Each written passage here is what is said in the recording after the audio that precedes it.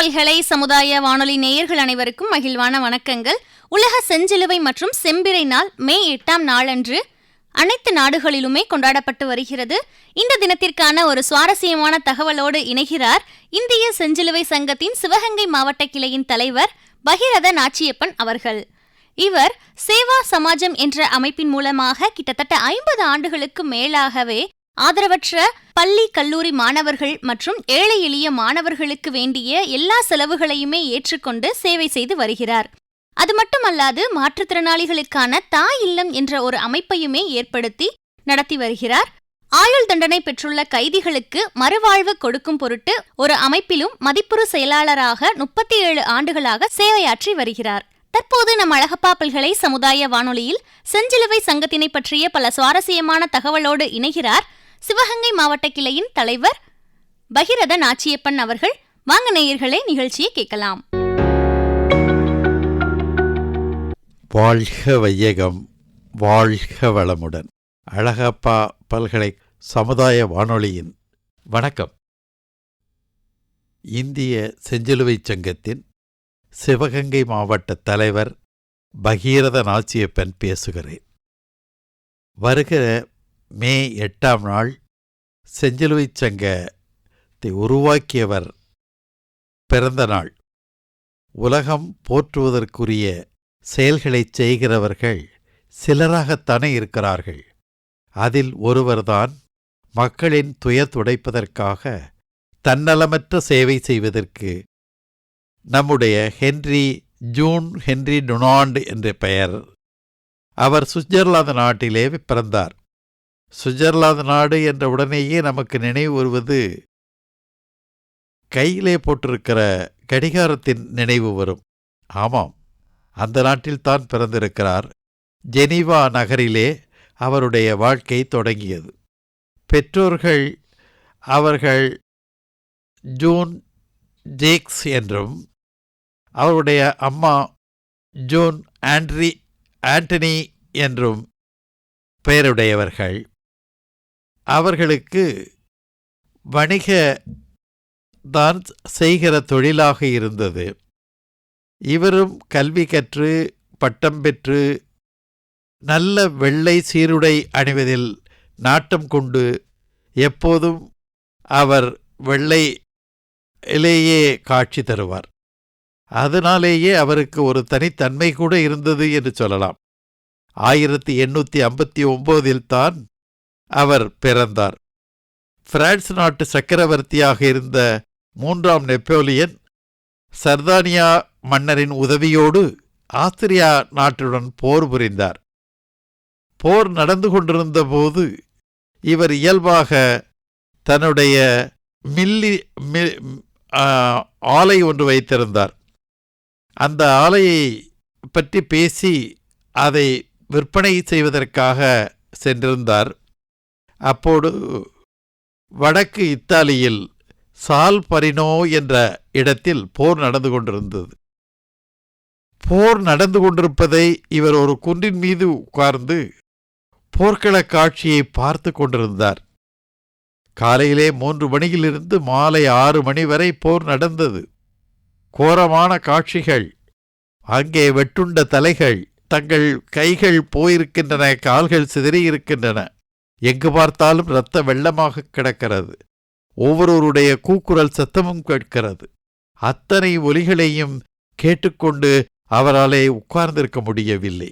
அந்த கோரக் காட்சியை பார்த்து, ஐயோ, இப்படி செத்துக்கொண்டிருக்கிறார்களே, நாம் பார்க்கிற எண்ணிக்கை மட்டுமே 40,000த்திற்கும் மேல் இருக்கும் போலிருக்கிறதே, அப்படியானால் எத்தனை பேர் போரிடுகிறார்கள், எப்படி இப்படி நடந்து கொண்டிருக்கிறது, அவர்களுக்கு முதலுதவி செய்வதற்கு யாரையுமே காணோமே என்று எண்ணுகிறார். எண்ணியபோதுதான் அவர் நகரத்திற்கு உள்ளே சென்று அங்கிருக்கிற மருத்துவர்களையும் தாதியர்களையும் தன்னார்வ தொண்டர்களையும் அழைத்து வந்து இவர்களுக்கு முதலுதவி செய்கிறார். அப்போதுதான் முதலுதவி செய்கிற பாங்கு ஏற்படுகிறது. ஆங்கிலத்திலே ஒரு மொழி உண்டு. அது என்ன என்றால், necessity is the mother of invention என்று சொல்லுவார்கள்.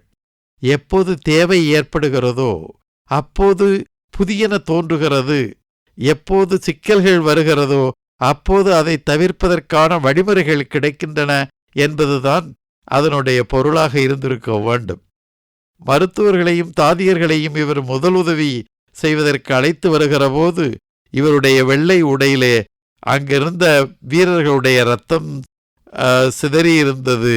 அது பாழ்பட்டு போயிருந்தது. அதை பற்றியெல்லாம் அவர் கவலைப்படவில்லை.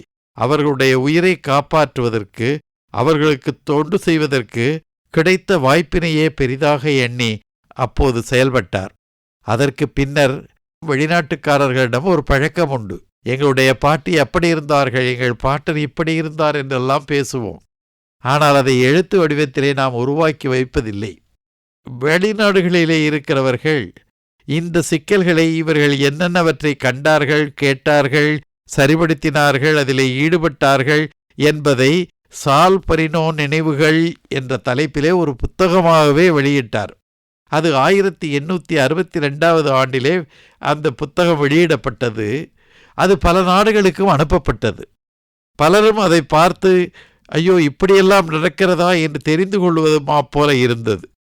இதை அனுப்பிவிட்டு அந்த புத்தகம் படித்தவர்களை வாருங்கள் நாம் இருந்து பேசுவோம் என்று பேசுவதற்கு அணியமானார். அதன் மூலம் ஜெனீவா என்ற நாட்டிலே ஒரு 4 நாள் அவர்கள் கூடியிருந்து பேசி சில முறைகளை கொண்டு வந்தார்கள். அதற்கு ஜெனீவா ஒப்பந்தம் என்று பெயர். அவர்கள் தீட்டிய திட்டத்தினாலேதான் மருத்துவர்களுக்குள்ளே ஒரு தொண்டர் குழு உருவாகியது. அதனாலே 1863 ஜெனீவாவில் 16 நாடுகளிலே இருந்து வந்திருக்கிற தன்னார்வ தொண்டர்கள், மருத்துவர்கள், இவர்களை போன்றவர்களினாலே பேசப்பட்டு உருவாக்கப்பட்டதுதான் செஞ்சிலுவை சங்கம். இந்த ஜெனீவா ஒப்பந்தம் என்பது 1864 ஆண்டு ஆகஸ்ட் திங்கள் 22 ஒப்பந்தம் ஆக கையெழுத்து கொடுத்து ஏற்பாடு செய்யப்பட்டது. 1881 கிளாரா பர்டன் என்ற அம்மையார் செஞ்சிலுவை சங்க அமைப்பினை அமெரிக்காவிலே உருவாக்குவதற்கு முயற்சி எடுத்துக்கொண்டவர். போரில் காயம்பட்டவர்களுக்கு முதலுதவி, மருத்துவம் செய்வது, மருந்துகளை போர் நடக்கின்ற போது எடுத்து சென்று தேவையான நேரத்தில் வழங்குவதற்காக போவது, இது போன்ற தொண்டுகளையெல்லாம் செய்து கொண்டிருந்தார்கள். எதிர்த்தரப்பில் இருப்பவர்கள் என்றோ அல்லது போரிடுபவர்கள் நம்முடைய உறவினர்கள் என்றோ பார்ப்பதில்லை. அதிலே யாராக இருந்தாலும் பாதிக்கப்பட்டவர்களுக்கு அவர்களுக்கு தேவையான உதவிகளை செய்வதுதான் செஞ்சிலுவை சங்கத்தின் நோக்கமாக இருந்தது. செஞ்சிலுவை சங்கம் 2 கொடிகளை அமைத்தது. சிலுவையாக ஒரு கொடியும் செம்பிறையாக ஒரு கொடியும் உருவாக்கப்பட்டது. இந்த செஞ்சிலுவை சங்கத்தினுடைய நோக்கமாக ஒரு 7 நோக்கங்களை உருவாக்கினார்கள். அதிலே முதலிலே உருவாக்கியது ஹியூமனிட்டி என்று சொல்லுகிற மனித நேயம். 2வதாக நியூட்ரலிட்டி என்று சொல்லுகிற நடுவு நிலைமை. 3வதாக வாலண்டரி சர்வீஸ், தானாகவே முன்வந்து தன்னார்வ சேவை செய்வது. 4வதாக இம்பார்ஷியாலிட்டி, யாருக்கு செய்கிறோம் என்று பார்க்காமல் பாரபட்சமில்லாமல் செய்வது. இண்டிபெண்டன்சி, தனித்தன்மையோடு செய்வது.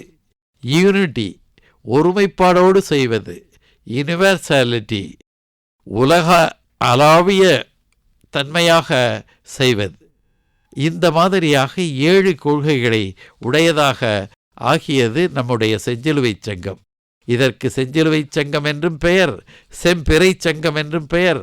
இதிலே முதல் உதவி, பேரிடர் மேலாண்மை, சாலை பாதுகாப்பு போன்றவைகளையெல்லாம் பின்னர் அவர்கள் செய்கிற தொண்டிலே வரையறைப்படுத்தினார்கள். நிலநடுக்கமாகட்டும், பூகம்பமாகட்டும், வெள்ளமாகட்டும், புயலாக இருக்கட்டும், சூறாவளியாக தோன்றட்டும், பெரும் மழையுடன் புயல் அடிக்கட்டும், ஆழி பேரலையாக இருந்தாலும் சரி, சுனாமியாக இருந்தாலும் சரி, வறட்சி ஏற்படுகிற காலத்திலும் சரி, பஞ்சம் வருகிற காலங்களிலும் சரி, பூச்சியினாலே தாக்குதல் உருவாகிற காலங்களிலேயும் சரி, இவைகள் மனிதநேயத்தோடு அவர்களை அதிலிருந்து விடுவிப்பதற்காக தங்களுடைய உடைமைகளை கொண்டு சென்று தங்கள் அணியிலே ஒன்றுபட்டு நாட்டிற்கு நன்மை செய்வது ஒன்றையே தன்னுடைய கருத்தாக கொண்டார்கள். நாடு வாழ நாம் வாழ வேண்டும், நாட்டுக்கு நல்லது செய்வதுதான் மனித நேயம் என்று எண்ணினார்கள். அதை செயல்படுத்தி காட்டினார்கள். வாழ்க வையகம், வாழ்க வளமுடன். நன்றி, வணக்கம். நேயர்கள் தொடர்ந்து இணைந்திருப்பது அழகப்பா பல்கலை சமுதாய வானொலி. இது காரைக்குடியின் முதல் வானொலி. இன்னைக்கு நம்ம வானொலியில செஞ்சிலுவை சங்கத்தினை பற்றிய பல சுவாரஸ்யமான தகவலை நம்ம கூட பகிர்ந்துகிட்ட இந்திய செஞ்சிலுவை சங்கத்தின் சிவகங்கை மாவட்ட கிளையின் தலைவர் பகிரத நாச்சியப்பன் அவர்களுக்கு நம்ம அழகப்பா பல்கலை சமுதாய வானொலியின் நன்றிகள். இந்த நிகழ்ச்சி நம்ம அழகப்பா பல்கலை சமுதாய வானொலியின் இன்டர்நெட் ரேடியோ, ஸ்பாட்டிஃபை, கூகுள் பாட்காஸ்ட்லயுமே ஒளிபரப்பு செய்யப்படும். தொடர்ந்து இணைந்திருங்கள். இது அழகப்பா பல்கலை சமுதாய வானொலி. இந்த நிகழ்ச்சி பற்றிய கருத்துக்கள் ஏதேனும் நீங்க பகிரணும்னு விரும்புனீங்கன்னா மறக்காம நம்ம அழகப்பா பல்கலை சமுதாய வானொலியின் மின்னஞ்சல் முகவரிக்கு அனுப்பலாம். கருத்துக்கள் அனுப்ப வேண்டிய மின்னஞ்சல் முகவரி comradio@alagappauniversity.ac.in. நன்றி நேயர்களே.